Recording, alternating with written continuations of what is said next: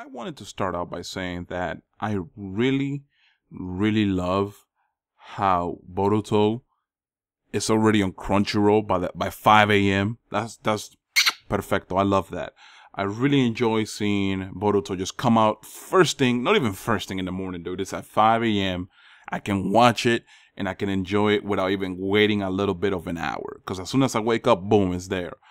But regardless, I want to talk about the episode and what I thought about the characters, because there's a few things that were pretty much commonalities of the kids to their parents, but at the same time they were showing contrasts. Like, to give you an idea here, you see Inogen act exactly like Sai in this episode. He, talks to people the same way. He has the same fucking annoying, condescending smile as Sai. And you automatically, you start kind of disliking him. If you disliked Sai when you first saw him, you start disliking Inogen. And you're like, fuck, I want this man away from the show. I want him gone. But by the end of the episode, he says a few things and he does a few things that make you think a little more differently. You're like, okay, so I like the fact that this man kind of has his own personality. He analyzes people in a specific way, which is pretty dope.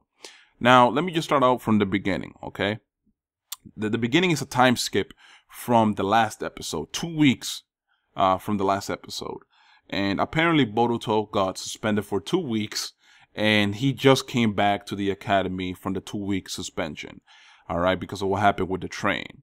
So, you have this one dude who is the Hokage's son in the academy, came back after 2 weeks of suspension, nothing happened to him, right? So automatically, everybody in the class is talking about him. Everybody's saying, oh, it's just because he's the Hokage's son. And not only is that the big arching thing in the entire show, but in this episode, it was very clear that, they're going to continue using this to kind of lift up Boruto into making his own identity known, right? So, just with that being said, right, you have everybody talking about, oh, it's because he's the Hokage's son, it's because he's the Hokage's son, he's riding the Hokage's coattails. And, you can tell that bothers Boruto, but he's not trying to speak up. That's the difference between him and the OG Naruto. If you said something to OG Naruto, you guys remember that OG Naruto's like a loudmouth. He would just kind of snap back at you the moment you said something that he didn't like. So, Boruto was like, hey, nah, leave it alone. That's cool. I'll leave it alone. And then later in the episode, you have Iwabe kind of talking to Boruto and kind of bad-mouthing him and, basically acting like, oh, power's everything and all this shit. And while that's happening, Denki notices that people keep talking about how he caused that incident with the train and all that shit. And Denki tries to stand up for him. Denki's like, that's not what happened. Because Denki knows the truth. Denki was the one that even made the fucking issue bigger than it had to be by trying to kill those 3 kids with the trains colliding with each other. And Boruto came in to save him. So, with that being said, it was kind of cool to see Denki, even though he's a shy kid, try to stand up for Boruto. And when you see the fight between Boruto and Iwabe, you notice that, Boruto isn't fighting for himself. He's fighting more for, what he said to Denki, because you guys already know that, Denki is, like I said, a really shy kid. He's not really powerful. The man didn't even know what chakra was during the fight. Denki had this laptop, and he had to fucking search what chakra was, dude. Like, he's in the Ninja Academy, and he doesn't even know what chakra was. So it's kind of funny. It was funny to see that, like, this man really doesn't know that? Like, holy shit, dude. Like, you must have been really kept away from what the fuck a ninja was. But regardless, man, I really enjoyed those little things, because it's like you see a shy kid like Denki, you really wouldn't think that he would stand up and say anything, but he did.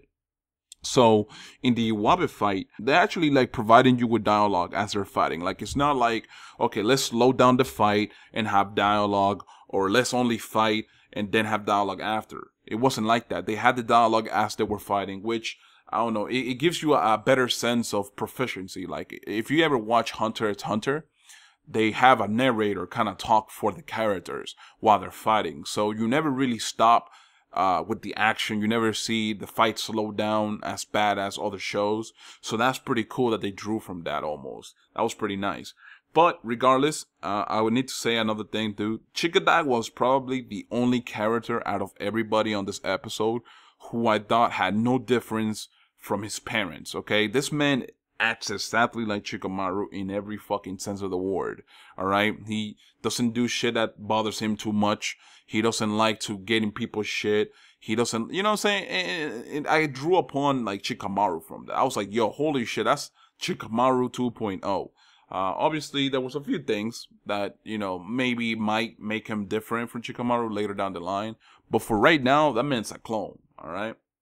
So I really enjoyed this episode because of the fact that they also had, what's the word I'm looking for here? They had like little references from the OG Naruto. Like when Boruto kicks Iwabe, that shit looks exactly like when Naruto saved Sasuke from the half-transformed Gaara. And then obviously you have the Sasuke combo. I don't know the exact name of it, but the Sasuke combo that he did on Kakashi, Boruto does it on Iwabe. And yo, you know, it's so cool seeing that. Like as an OG fan, it's really cool to see that being portrayed a second time with the next generation. But another thing I wanted to talk about was the preview, okay? Because this goes into what I was saying. And I really think that the creators of the show are trying their very best to show you the commonalities between parent and child, while at the same time showing you the contrast, so you don't assume that it's just a clone. Okay, so for Metal Lee in the preview, and I know this because there was a spoiler that released of this Hypnosis of Next episode, and it was that Metal Lee is a very shy guy. And if you know anything about Rock Lee, you know that Rock Lee is a really outgoing dude. He's not like Metal Lee. Metal Lee is really shy, while Rock Lee used to be really outspoken and he didn't really care what people thought. He was one of those dudes that just was very charming. Like he actually had like charisma. But I'm very interested in seeing how Metal Lee plays out, because although he's a Rock Lee lookalike, he's going to have a difference in personality from Rock Lee. And it's, you know, it goes back to what I was saying, where they have certain characters look exactly like their parents, but with completely different personalities. And I like that because they're letting you know these are the kids of the previous Konoha 11 you knew, but they're not exactly the same. So you have to keep that in mind. All right, so I'm going to leave it here. I hope you guys really enjoyed the video. Let me know if you guys want me to do like full-on reviews, okay? Because I want to do them, but I feel like it's going to be a bit challenging because of the way I do commentaries and stuff. I'm still trying to improve as I go along with this.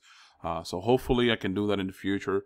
But for right now, I'm really enjoying doing these videos for you guys. And don't worry, for those of you guys that want to see Storm 4, hopefully today I will be able to bring you guys episode 100 like a lot of you guys have been asking for.